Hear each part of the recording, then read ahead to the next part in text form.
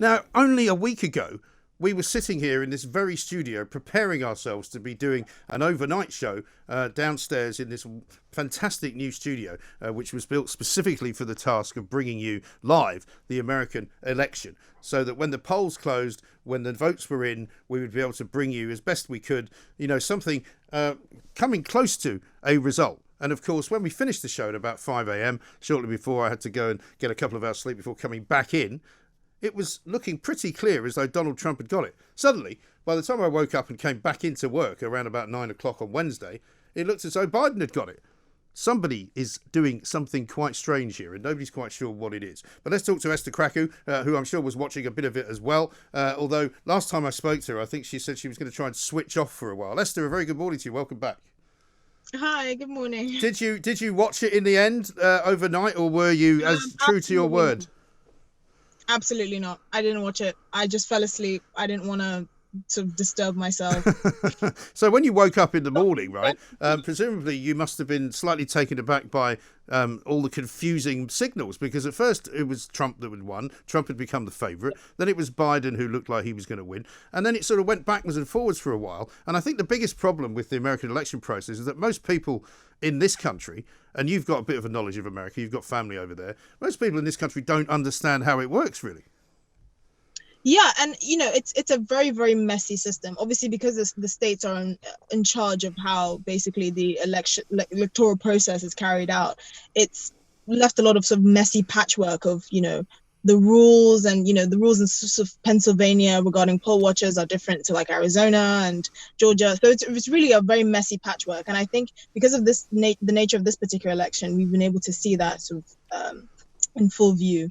I think the thing that sort of got me the most about it, because obviously this has happened before, there have been sort of disputes before, but nothing quite as bad as this. But it was quite sickening for me watching all of the sort of media over here over the weekend, particularly when Adam Bolton declared in his very pompous voice that, Sky News can now declare that Joe Biden has won. And I mean, you could almost see the absolute joy, sort of rippling through the entire studio, where they were all like, finally, they've got rid of Trump. Isn't it great? I mean, it was pretty awful in terms of trying to be, neutral, wasn't it? Yeah, and I think the media has just taken off their masks. They just didn't hide the fact that, they really wanted Biden to win, obviously. A few things I just really don't sit very well with me. One, you had weeks of voting. You had weeks of early voting. You had weeks of mail-in ballots. You only had one day for the actual election. How has the system ended up like this? I just don't understand it. I don't understand how, Republicans flipped so many seats in the House and most people didn't vote down the ticket. There's so many things that don't make sense. I don't understand how all these thousands of ballots showed up overnight and effectively changed the results. And I don't understand how brazen the media is to now declare a winner when the legal processes haven't kind of played out. Yeah. I'm just confused. Well, I made that point yesterday, and of course all the usual suspects who are basically anti-Trumpers, people who hate Donald Trump and are so looking forward to him leaving the White House that they can't actually see that what I said was the truth, because what I said was there is a process which happens. Now, it would be different if, like last time around, Hillary Clinton conceded, therefore, Donald Trump becomes the president. But if the incumbent president is not conceding, then the race has to go to the end of the race, which means they have to go to December, where they will have a count inside the Electoral College, where they then have to go to January, where the Senate and the House of Representatives have to okay everything, and it has to then be properly announced by the American election sort of watchdog. And until that all happens, then basically Biden is not the president-elect.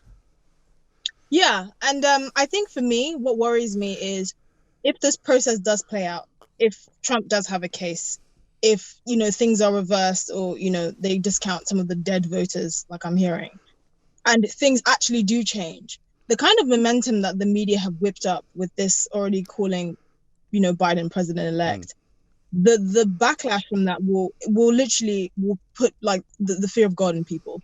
Because you cannot imagine a country that would see this man as legitimate. You cannot imagine a country that would let him do anything without the media already shored up against him, effectively whipping up a frenzy. I mean, that scares me more than anything. Right. It scares me more than anything because, I'm seeing evidence of foul play, to say the least. And I don't even know where I'm hoping, but if he does have a case and the things shift in the direction the media were not expecting, I mean, could you imagine?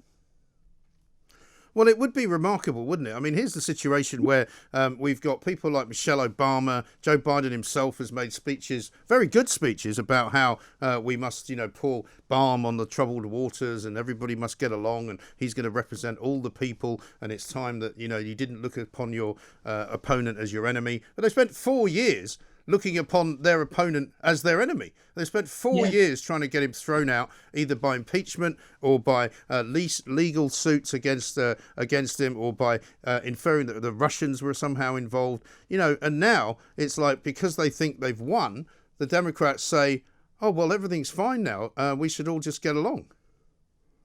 Yeah, didn't the Democrats spend like $411 million trying to prove that the Russians had a hand in Trump's election? That was the main story for 3 out of 4 years of Trump's presidency. Right. Well, that's the other funny thing, right? Because, they say now, the Democrats, well, of course, there couldn't possibly be any, voter fraud, because that doesn't happen. But they spent 4 years saying that there was voter fraud in the last election because it was all run by the Russians.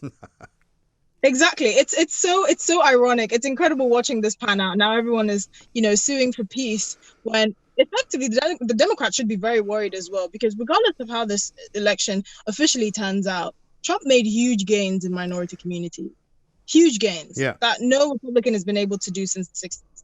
So, I'm on the edge of my seat. I don't really know where I'm swaying. Obviously, I think if there is evidence of widespread impropriety, not necessarily fraud, I think people that are traditionally Democrats would even turn against the media and Democrats, because they would think, how, one, did you let this happen? How did the polls get it so wrong? How did you jubilate and celebrate when you knew there was a chance that this wasn't actually going to be a reality? I mean, how it wouldn't make sense. It would be such carnage. Well, I think that's right. And also, when you look at, as you said, the House of Representatives making gains against Nancy Pelosi's, a group of people, many new members being voted in, very diverse group, by the way, as well. Many women, many minorities as well. When you see the Senate being held as Republican, when you see that 3 million extra people voted for Donald Trump, and in fact, he's now got the most votes of any person being running for president ever, apart from Joe Biden,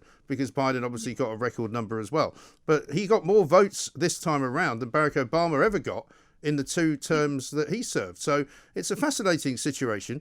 I've said, look, I have no idea. I'm looking at what is being regarded as evidence on Twitter, which you can't really go with. I'm saying, look, I don't know whether there's any evidence at all, but if there is any kind of evidence which is being alleged, then it has to be investigated. And that's all that everybody has to agree on. And if I was Joe Biden, I would actually take part in the investigation and say, well, we want to know as well, because that would make him look a lot better, I think. I absolutely agree. I said this, if all these lawsuits come to naught and they prove nothing, I would be happy to say Joe Biden won the election fair and square. I would be so happy to say that, because at least it shows that it shows a different narrative, right? And it shows that, the Democrats didn't at least steal this election, But I think everyone should want that, including Joe Biden himself. Yeah, because he can't really ever have a happy ship, as it were, as a country. The thing that's also interesting to me, Esther, is that, the only people who have been out sort of demonstrating on the streets so far, it seems to me, have been the left. All the right-wing people that we were warned about that would turn nasty if Donald Trump didn't get his way, if he didn't win. That just hasn't happened. No, it hasn't happened. And magically, COVID has vanished as well in the US. So that's another... Joe Biden issued the terribly worrying words yesterday that he's now going to follow the science, which is what Boris and his merry crew have been doing for the last 6 months, and following the science. And this country now has been sort of debunked as not the right way to go, because there is no science. Yeah, there is no overwhelming, the consensus in the scientific community. I mean, honestly, if I was an American right now, I would buy a huge rifle and go and live in the middle of nowhere. Well, funnily enough, that's what a lot of them already do. But I mean, that's just America for you. But let's talk about the lovely Meghan Markle and Harry first before you go, because that picture of them in the cemetery, I think even for them was a new low, wasn't it? I think, it's just, for me, it's not even a new low, because I think they've kind of been it's not out of character, you know. It's not out of character that they're doing this, and somehow there's a paparazzi there to take pictures of them. I mean, it's really not out of character.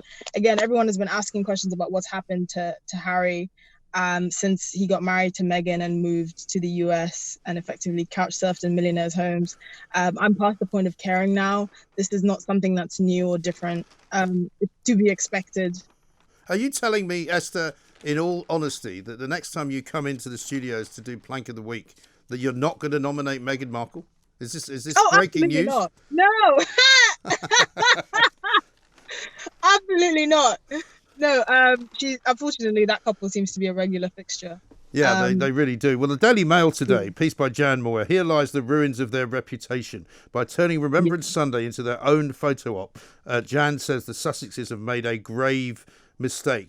And it really was. I mean, that's why I think, because it was Remembrance Sunday, which is such a kind of, esteemed event which takes place every single year on a Sunday morning in November. I just think for them to turn it into something about them, and for Harry to have issued a story, because he must have done it, to say that he asked Buckingham Palace if somebody would lay a wreath on his behalf, and then they turned him down as if somehow, they're in the wrong. He should have been here. That's where he should have been. Yeah. Where are they? Like, why have they not? I mean, did the UK like chase them out with like fire and spears? No. Where are you? Like, this is still your home. You can still come here. Why are you pretending like someone chased you out? I know, exactly. Listen, Esther, great to see you. Good to talk to you. I keep expecting you to break into some kind of carpool karaoke there while you're sitting in your car, but I know. Never mind. All is well. Hopefully, the rules will be back to normal soon, and we can get you back in the studio. Esther Krakue, political commentator, there with her view of what's going on in the United States of America. Because no matter whose side you're on, no matter what you think of the allegations being made by the Trump campaign, no matter where you go for your political information, surely, if allegations of electoral fraud are made by either side, then they should be investigated. The idea that you don't investigate because you don't think there could have been any is a complete nonsense, isn't it? 0344 499 1000 is the number.